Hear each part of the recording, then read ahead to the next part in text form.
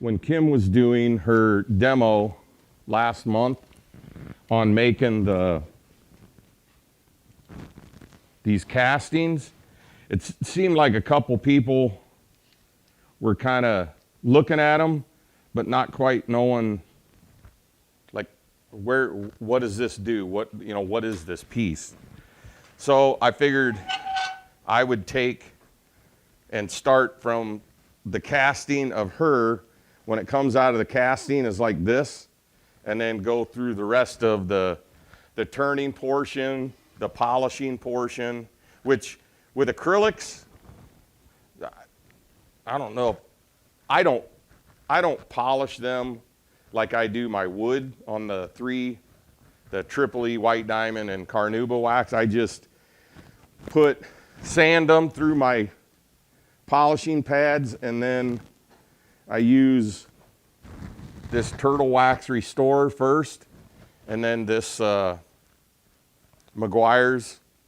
It's kind of what they use on headlights, to redo your headlights to make them look clear.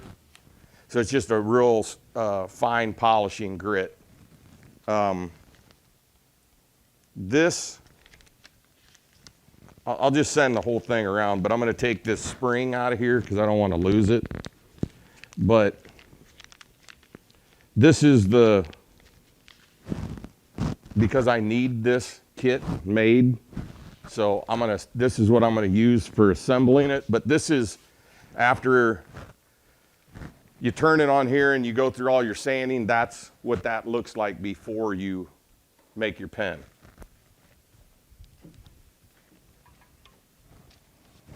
So when you're using acrylics, at least for me, I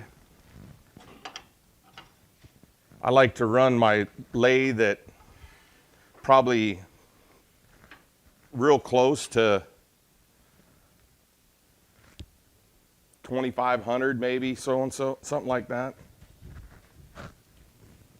Before you get going there, Tim, you already said it, but those labels, are they glued right to the tubes? It's a sticker, like you get a sheet. When I say this, I don't. Kim makes these for me, and then I just buy them from her because I'm not very good on. Yeah, she makes them, and they come, I don't know, there's probably 20 of each one of these on one sheet, and then she's already got them to fit. Like these are 3/8 inch tubes, and these are the only ones I work on as the bold action ones. So all of my labels are all the same size. And then they just slightly overlap one another when you're putting them on there. So what I do is I've had a few of them that peeled back a little bit. So what I started doing, and I haven't had a problem with it yet, is I'll take denatured alcohol and rub the outside of the brass tubing, and then let it set, to dry real good. And I mean, like not very long, just so that there's not still denatured alcohol on it. And then she went through the process, which is probably the right way. I don't do it that way because I have pretty good luck of just eyeballing it. But she's got this little square thing, and she lays the sticker upside down, and you put the tube on it, and then you like roll the tube like this to make sure your label is straight. But I'm pretty good at, holding it up there and making sure my sticker is parallel with the tube vertically.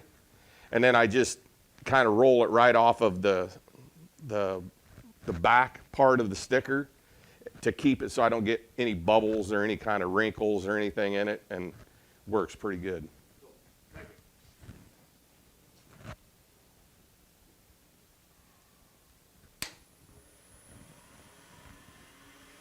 Now, I use just a regular tool. A lot of people say to use the carbide when you're doing acrylic, but in my opinion, as long as you got a sharp tool, this works just as good, and you can go right back to the lathe and sharpen it when you need to.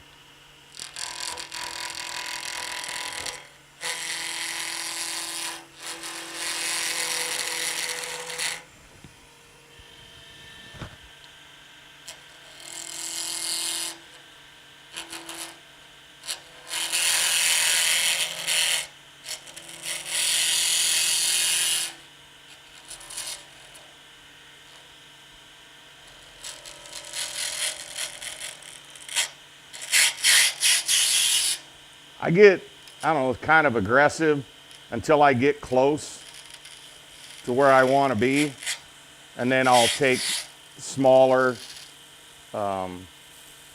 parts.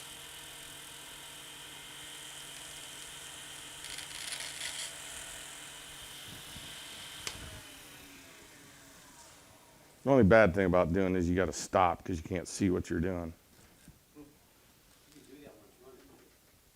Yeah, I don't, because I take more of a chance of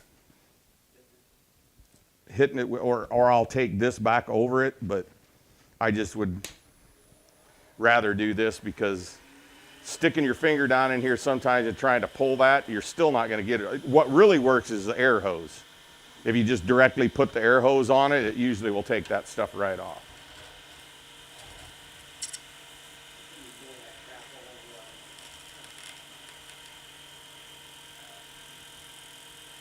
Now, the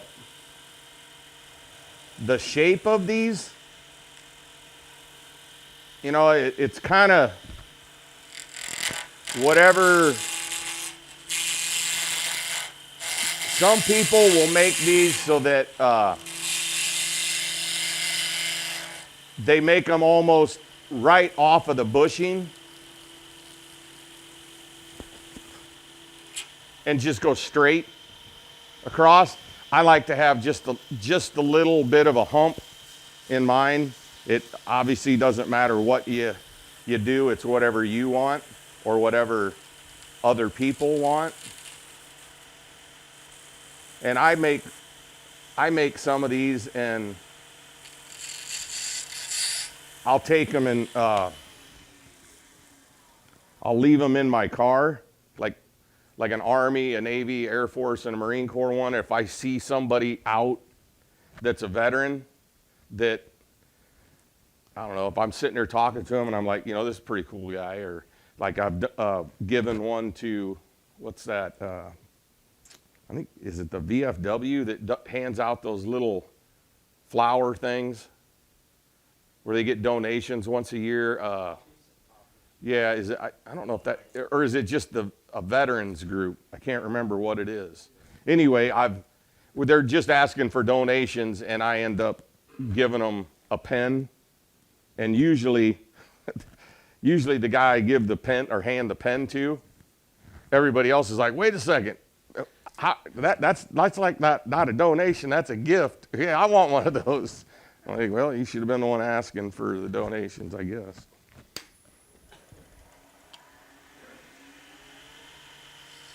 But anyway, I make these in all the branches of the service, not the Coast Guard, I guess. I just do the Air Force, Marine Corps, and Navy and Army.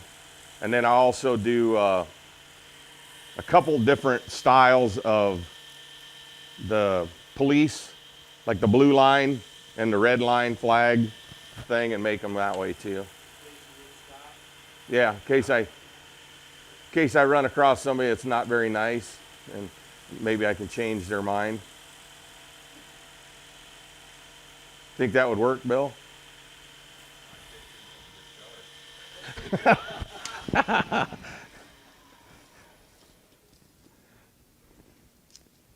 guess I should say, would that have worked on you?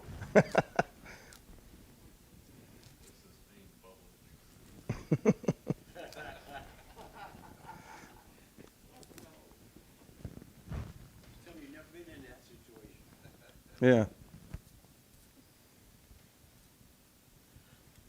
You say, well, they're for sale.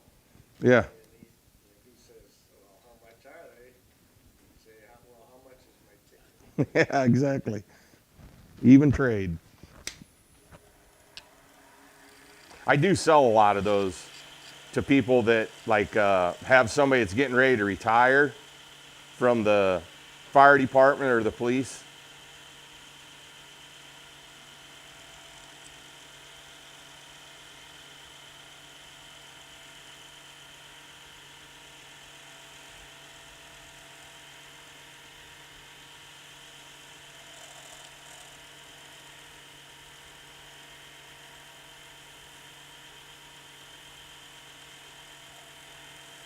Probably kind of hard to see this on the camera. I'll get some of this clear. But there's bushings on this, on the ends, and they slide up inside the tube. And then when you're turning these, you turn it right down to that bushing, because this bushing right here is the size of your pen part that's going to get pressed into there. And when a pen turner looks at different pens, that's the first thing they'll do is run their finger across the tip and, you know, everything, and say, you didn't do a very good job. This is supposed to be smooth right here.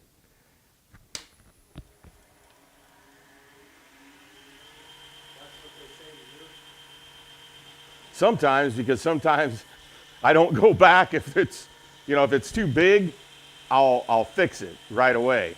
If it's too small, I don't throw it away. I probably would make the pen and just put it in a clearance.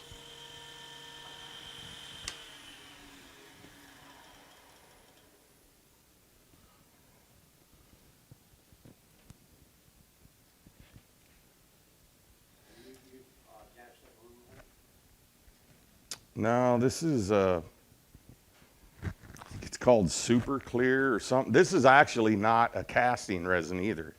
This is a tabletop, and I was kind of worried of my pour being too thick, that it, you know, I didn't know how the bubbles would be with this, but it actually these turned out better than any of the other ones that I've done.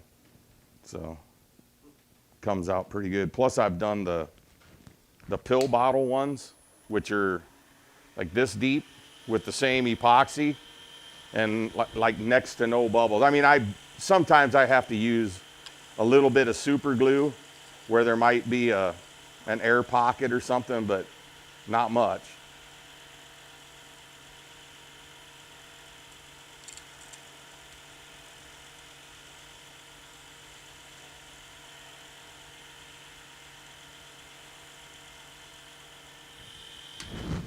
Something I did mean to show you also, and I forgot. So this is the mold that I use, and it's got these silicone pieces, and it's got the cones on it. This just so happens that a 3/8 inch tube, which is what I've got, fits right up to this perfectly. So there's no excess or nothing. It's and you can take these right out of the mold and put them right on here. You don't have to trim the ends or anything to get them straight. They work perfect. And obviously I can make 4 at a time with this, and it fits, you know, pretty good down in my mold. Also, you can pass this. This is just all of the different pens that I've done and do. And it's like these here have a digital camo print behind, like, you know, the background of the label. And then there's some in there that are like the Navy ones, just solid blue. The Air Force, the Army, and the Marine Corps are black. And then I've got another one that has like a diamond plate look to the, and they're pretty cool. Because a lot of this, it doesn't have a white version. Yeah. Yeah, that's why I do this, because I have a lot of money now, so.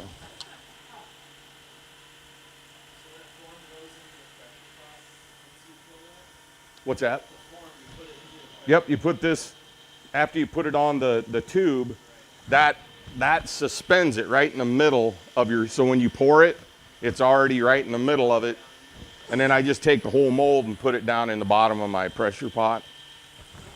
If I had another one of those molds, I could build like a little wooden shelf thing and put one, set the shelf, put another one, set the shelf. You know, I could do as many as I wanted, but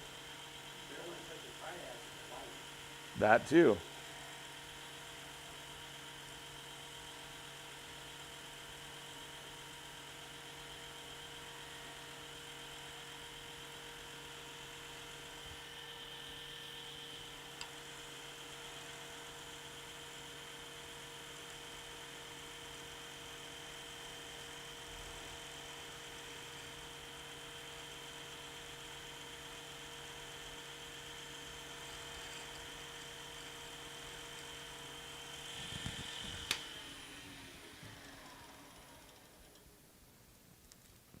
So this one on my right, your left, is pretty much done other than the sanding of it.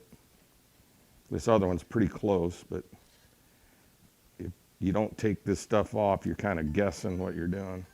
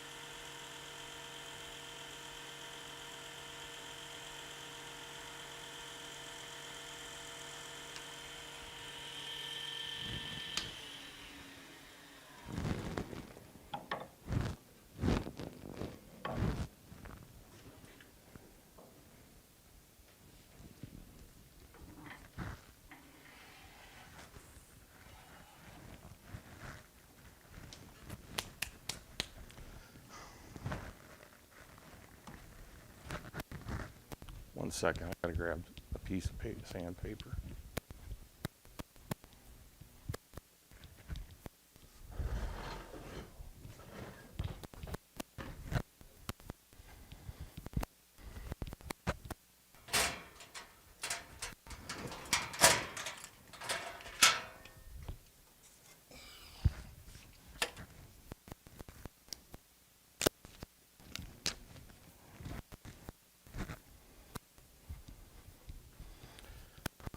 So when I start off, I use 800 grit, just regular,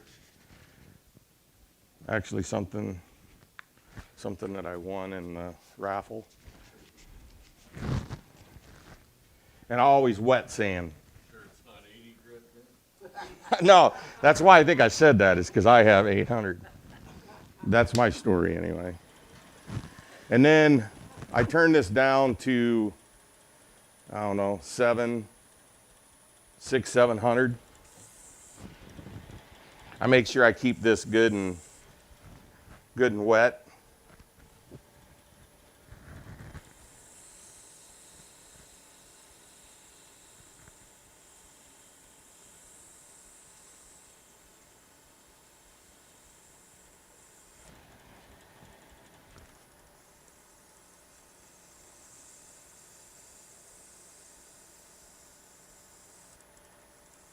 So when I do this, I assume you can see that white sitting on there. You want to, as much as you can, when you dip it back into water, get as much of that off, or otherwise it'll stick. It'll stick to this as you're sanding after it's came off. Yes, you want to see it, but you don't want it to be on your sanding thing while you're sanding.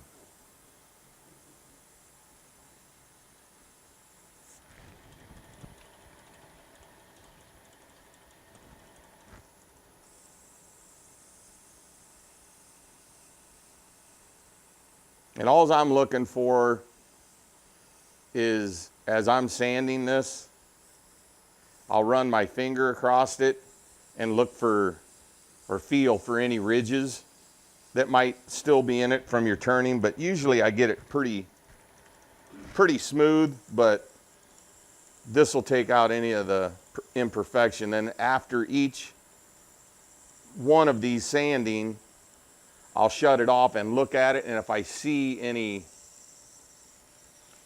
what do I want to say, like you'll see rings of sanding, and you'll usually see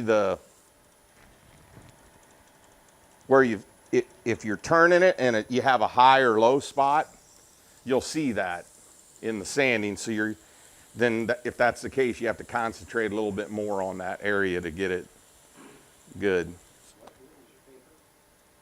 800. See, that's how thick that slurry is. I'm used to slurry being concrete, not epoxy, but it's pretty much the same thing, I guess. Just two different materials.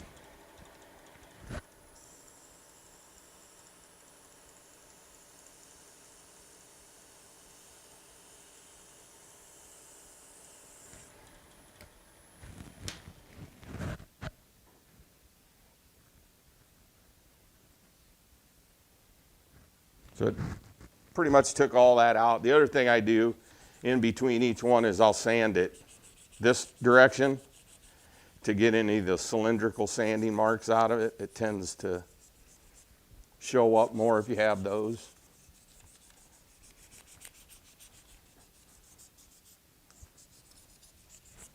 Now the rest of these, I think they call them a micro polishing pad. And I don't remember what the grits are, but I go through every one of them when I'm doing this before I polish them. And I draw this on there so that I know that they're back in order when I go through them again.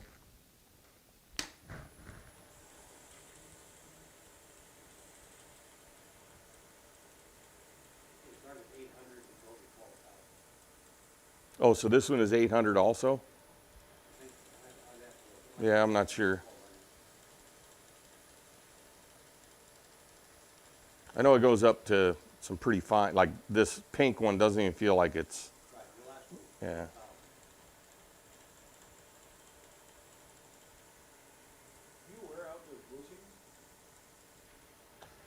I mean, eventually, yeah. I mean, I just told Dale Farmer, bought a couple of these, like the castings that just like these were, that I casted for him, because he's making, I think,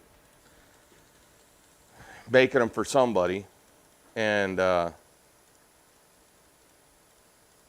told him, I said, don't, if you haven't bought, or if you need bushings, don't buy them, because I've got like 50 of them, just from all the ones that I've bought that were when you do the kit that comes with 3 of them, they send you the bushings with them also.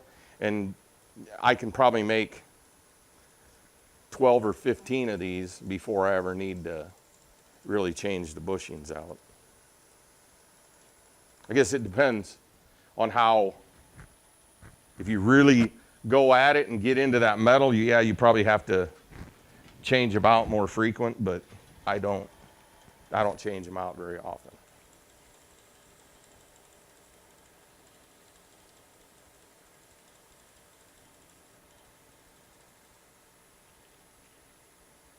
So with these polishing pads, what I do, I'm not saying you have to do this, you could probably not do it and it'd still be okay.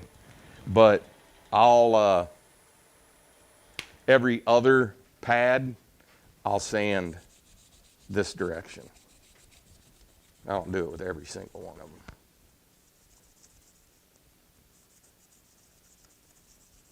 A lot of times that'll appear cloudy until you get down to about the 3rd or 4th sanding pad. Yeah, all of a sudden you'll just see it pop. Yeah, we call it popping. It'll become real clear.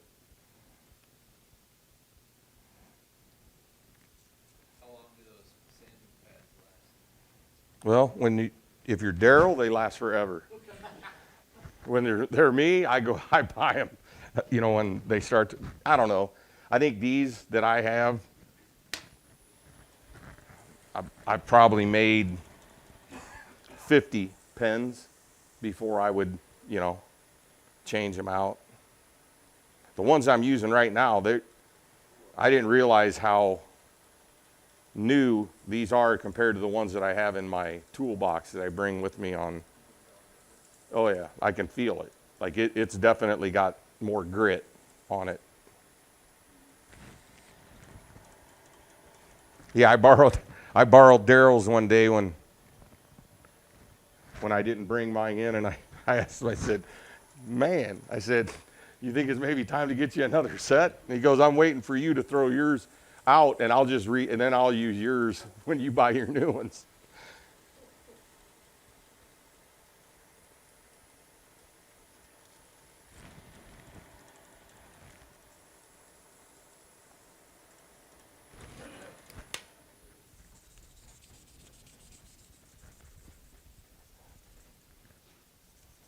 Good thing about going with acrylic is you don't have to worry so much about going through the finish. Right. Yeah. I don't use these, but when I do the wooden ones with the super glue finish, I'll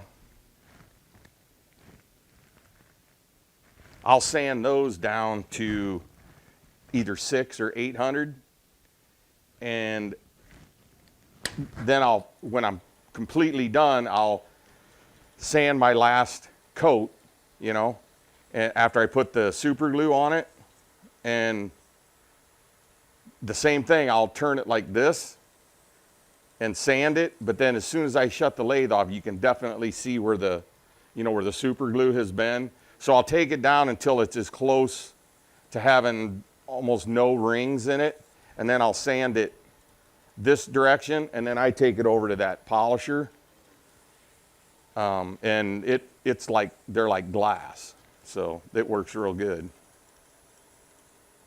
But I don't wet sand on wood. I only do that with acrylic. I do, I guess, but I put 12 coats of CA on it. Yeah, I think 8. I usually go 4 thin and then 4 medium. I watched a lot of videos on the different finishes that people put on pens, and almost every person that in my opinion got a good finish has used medium, not thin, towards the end, because the medium gives you a better coverage. You know what I mean? Like the thin is so thin that there's not as much on your pen when you're done. Like if you do 12 coats of thin, me doing 8 coats of the thin and the medium is probably giving me as much coverage as you get. Now, I don't know if you can tell, but this is already like almost crystal clear. I got one more to go, and then that's it.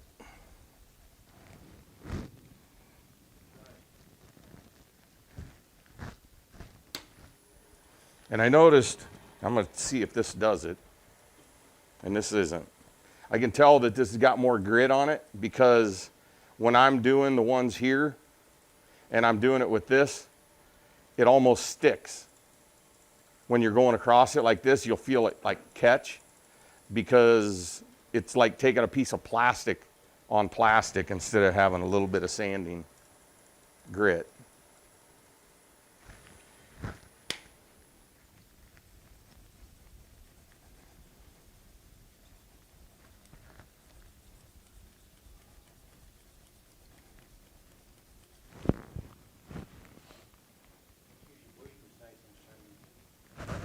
Yeah.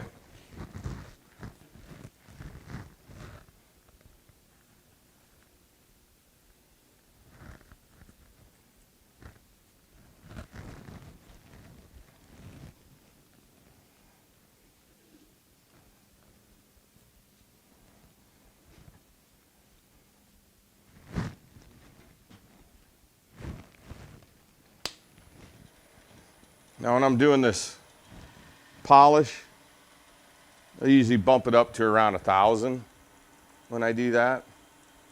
And I just kind of get a good coverage on it. And then I'll put a little more pressure and just go back and forth until I don't see it, where it's kind of, you know, polished in. And then I just turn this around, or I use my other piece and buff that polish off of there. It don't take much of this either.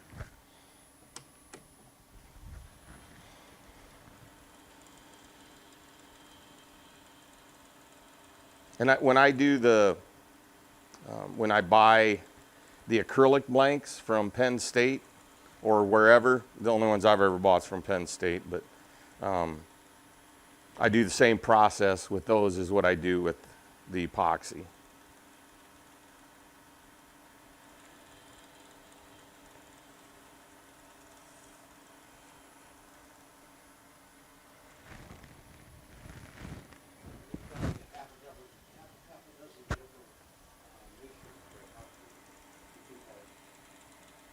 Yeah, I mean, realistically with these, you're only going about 3/4 of an inch deep, so it probably doesn't necessarily need to be a casting resin, but when you're doing a bowl or anything that's going to be of any kind of depth, you want the deep pour epoxy or the casting resin epoxy, something that, I guess, that cures slower and gives it time for the bubbles to come out of it.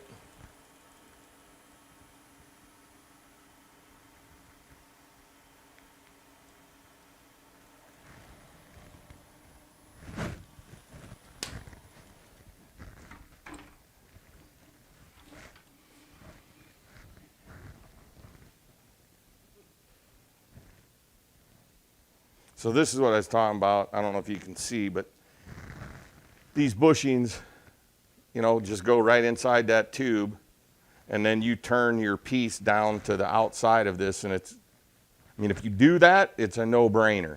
That's why they give you the bush. Steve did those keychain things and didn't use any bushings. I was like, what? I said, how'd you do that? And he goes, well, you really don't have to have them for these because you're not really matching something, you know what I mean? So he turned them on center, just drilled the piece out, and then put the tail end, and I don't know what you use on the drive side. Throw a chunk of wood in there and just Oh, point on it. gotcha. So then he was using that and just turning them on center and didn't use bushings. So, Watched an illustration of a gentleman, he was blind, and he uses, safety pin. That's how he told us there's a net. He turned two pins like the same way. He's, I want to say Colorado, and he actually, the woodworking class, two blind people. Table saws and drills. where's that pen kit? You got it? No pens in it anymore. Yeah, it's half empty. Yeah. So, and again, maybe a lot of this is already, you know, like this is old news that you've done this before. The only reason I'm doing it is because it seemed like some people didn't quite understand what that piece that we were making. Well, okay, what do you use? I don't understand how this goes. So that's why if everybody understands it, I don't have to necessarily do this, but all I'm going to do is assemble this real quick. Bolt action ones are probably the easiest ones you can do. And on our pen press, there's some Sharpie marks on here that I've put on here. So I know that if I go right there, I can put this, you know, pen mechanism on the trim lines, and then the bolt action is the second one.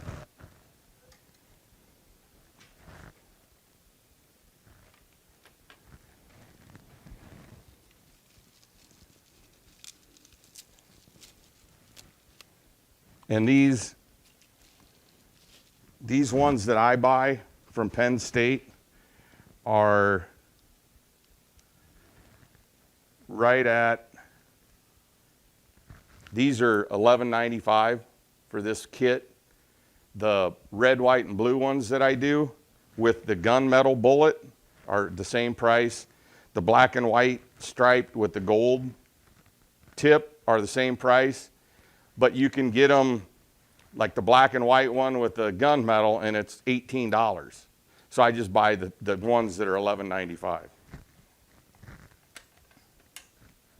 you just turn two things upside down. Yeah, what I just did now is enough for two, or you know. You get a breakthrough by the kit. A three-pack, Well, it's still $12. well, If you buy the 3-pack, you'll get a chrome, a gold, and a gunmetal, and the bushings, and it's 36 something. So you see the price of the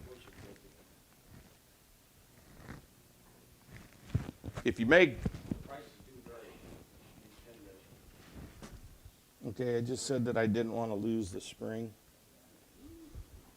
Prices haven't gone up. So on these springs, if you look at them, on this, where's the camera at? If you look at this, I don't know if you can tell, the one side has like 3 wraps, and this side over here has got less, and it's tapered a little bit. You always take that tapered side, and that's the part that goes down when you do this. And then all you do is take that and drop it in. Take the bullet tip, and that's all there is to it for making your pen. So like I said, these go together 3 times as quick as like a trim line or a slim line, because you got no twist mechanism in it or any of that. It's just a spring, and it's just 2 pieces. You press it, you're done. So these are by far the quickest to assemble that I've ever done. So For left-handed, you can change that. yes, the bolt, there's a, before you press it in, inside there's a little Phillips screw, and you can take this bolt mechanism and turn it the opposite way so that somebody could do it like this if they were left-handed. I thought I screwed that up. I thought it was upside down. Like, that would have been a real good, hey, how come your thing's upside down when you write? Because I stand on my head when I write. So that's pretty much it.